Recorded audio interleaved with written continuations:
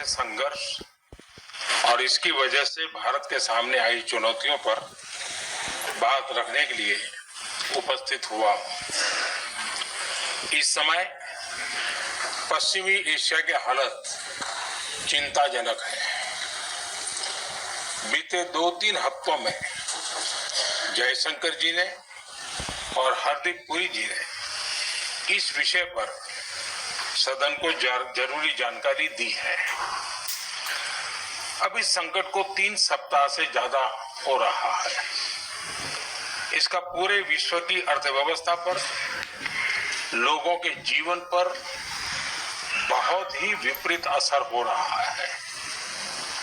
इसलिए पूरी दुनिया इस संकट के जल्द से जल्द समाधान के लिए सभी पक्षों से आग्रह भी कर रही है।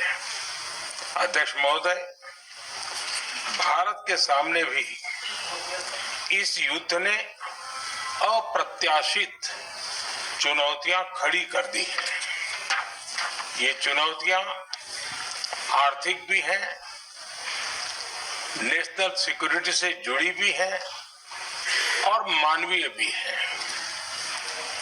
युद्धरत और युद्ध से प्रभावित देशों के साथ भारत के व्यापक व्यापारिक रिश्ते हैं।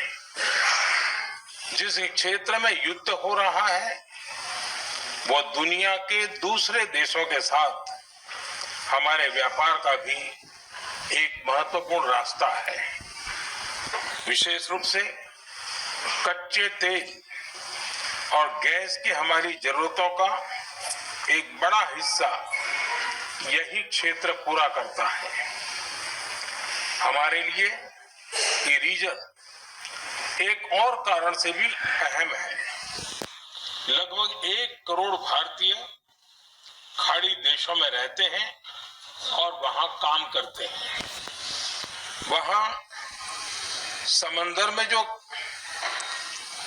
कमर्शियल शिप चलते हैं उनमें भारतीय क्रू मेंबर्स की संख्या भी बहुत अधिक है।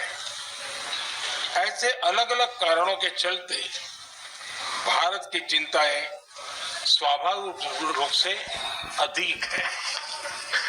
इसलिए ये आवश्यक है कि भारत की संसद से इस संकट को लेकर एक मत और एकजुट आवाज दुनिया में जाए।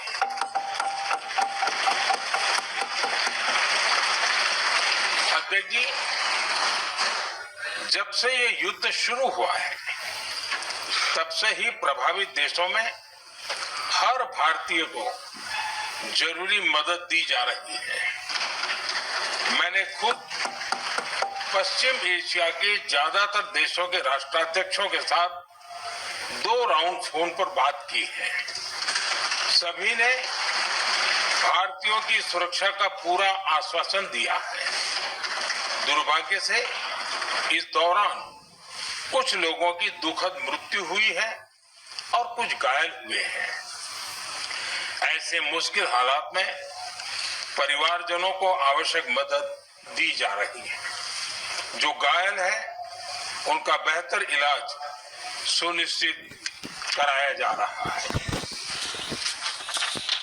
अध्यक्ष जी, प्रभावित देशों में हमारे जितने भी मिशन हैं वो निरंतर भारतीयों की मदद करने में जुटे हैं। वहां काम करने वाले भारतीय हो या फिर जो टूरिस्ट वहां गए हैं, सभी को हर संभव मदद दी जा रही है।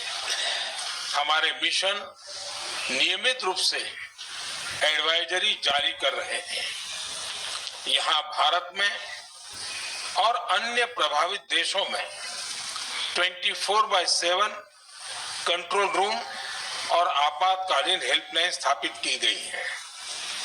इनके माध्यम से सभी प्रभावितों को त्वरित जानकारी दी जा रही है। अध्यक्ष जी, संकट की स्थिति में देश विदेश में भारतीयों की सुरक्षा हमारी बहुत बड़ी प्राथमिकता रही है। युद्ध युद्ध शुरू होने के बाद से लेकर अब तक 3,75,000 से अधिक भारतीय सुरक्षित भारत लौट चुके हैं। ईरान से ही अभी तक लगभग 1,000 भारतीय सुरक्षित वापस लौटे हैं। इनमें 700 से अधिक मेडिकल की पढ़ाई करने वाले युवा हैं। खाड़ी देशों में भारतीय स्कूलों में हजारों विद्यार्थी पढ़ते हैं। सीबीएसई ने ऐसे सभी भारतीय स्कूलों में होने वाली कक्षा 10वीं और 12वीं की निर्धारित परीक्षाओं को रद्द कर दिया है। इन बच्चों की पढ़ाई निर्बाध चलती रहे, इसके लिए सीबीएसई उचित कदम उठा रही है। यानी सरकार संवेदनशील भी है, सतर्क भी है और हर सहायता के लिए तत्पर भी है।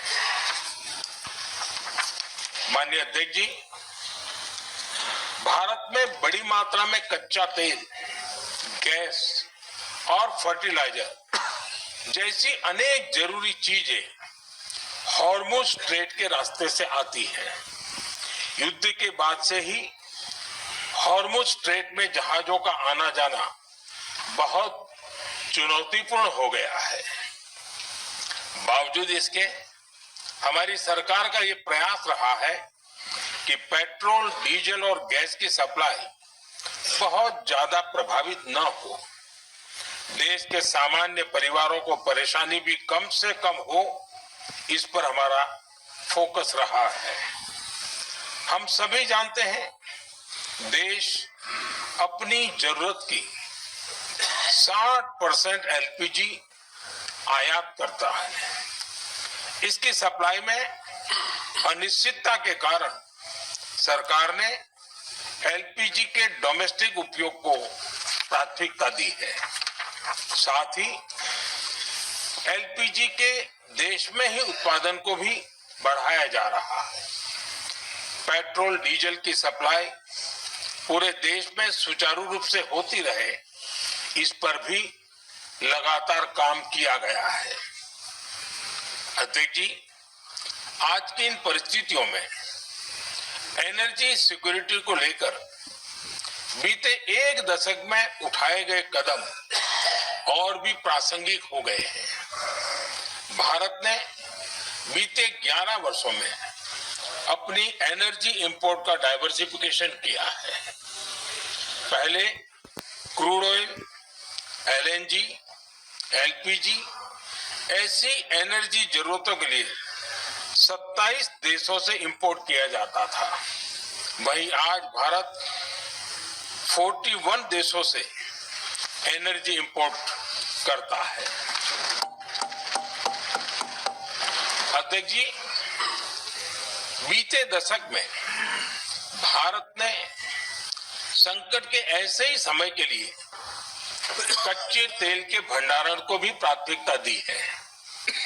आज भारत के पास 53 लाख मीट्रिक टन से अधिक का स्ट्रेटेजिक पेट्रोलियम रिजर्व है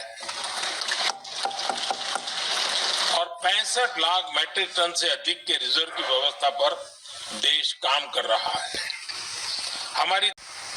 आज हमारी total installed power generation capacity का आधा हिस्सा रिन्यूएबल सोर्स से आता है। हमारी कुल रिन्यूएबल क्षमता आज 250 गीगावाट के ऐतिहासिक आंकड़े को पार कर गई। बीते 11 वर्षों में देश ने अपनी सोलर पावर कैपेसिटी करीब 3 गीगावाट से बढ़ाकर 140 गीगावाट तक पहुंचाई है। बीते वर्षों में देश में करीब 40 लाख रूफटॉप सोलर लगे हैं। इसमें पीएम सूर्यघर मुफ्त बिजली योजना से भी लोगों को काफी मदद मिली है। गोवर्धन योजना के तहत देश में आज 200 कॉम्प्रेस्ड बायोगैस प्लांट भी काम करना शुरू कर चुके हैं। ये सारे प्रयास आज देश के बहुत काम आ रहे हैं। सरकार ने भविष्य की तैयारी और बढ़ाते हुए शांति एक्ट माध्यम से देश में न्यूक्लियर एनर्जी के उत्पादन को भी प्रोत्साहित किया। कुछ ही दिन पहले स्मॉल हाइड्रो पावर